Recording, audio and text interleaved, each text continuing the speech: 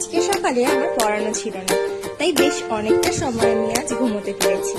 তো ঘুম থেকে তো এবার উঠতে হবে, যেহেতু বেলা অনেকটা হয়ে গেছে, আর না উঠলেই নয়। তো যতক্ষণ না ঘুম থেকে উঠে বিছানাটাকে পরিষ্কার করবো, ততক্ষণ না কোনো কাজেই যেন এনার্জি পাওয়া যায় না। তো ঝটপট করে বিছানাটাকে ঠিকঠাক করে নিলাম আর ঝাড়ও দিয়ে নিলাম।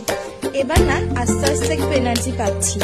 নেক্সট কাজগুলো কি করতে হবে সেগুলোও ভাবছি।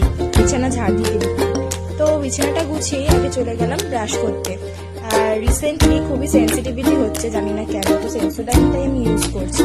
আর যেহেতু শীত পড়ছে হালকা হালকা, আর আমার গলা ব্যথাও শুরু, তাই সকালবেলা উঠেই তুলসী পাতা ছিঁড়ে নিয়েছিলাম, আর সাথে নিয়েছিলাম একটু মধু। তোমরাও এটা সকালে উঠে ট্রাই করতে পারো, গলায় কিন্তু বেশ আরাম পাওয়া যায়। তারপর আর কি, মধু আর তুলসী পাতা খেয়েই এবার ঘরটাকে ঝাড় দিতে হবে।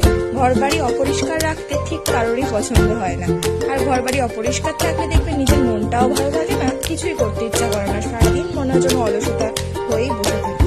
তো ঘর ঝাড় দিয়ে দিতেও আমি কিছু একটা ভাবছিলাম, মেবি এটাই ভাবছিলাম যে ঘরটা ঝাড় দিয়ে এবার কি করা যেতে পারে। যেহেতু আজকে পড়ানো নেই বললাম, আর কোথায় যাওয়ারও নেই, তো কি বা করবো, ঘরের কাজগুলোই করি, কিছুভাবে তো টাইম পাস করতে হবে। তো তারপর ঘর ঝাড় দিয়ে আমি খেয়ে নিলাম একটু ছোলা আর বাদাম ভেজানো ছিল, তো সেটাই। তারপর গেছিলাম ভাগিরার জন্য একটা বেল্ট কিনতে।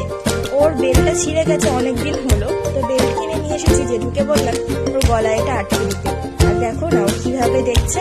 ও কিন্তু বেল্টটাতে খুবই খুশি, কারণ এই চেনটা গলায় দেওয়াতে ওর গলাটা কিন্তু পুরো সরু হয়ে গেছিল।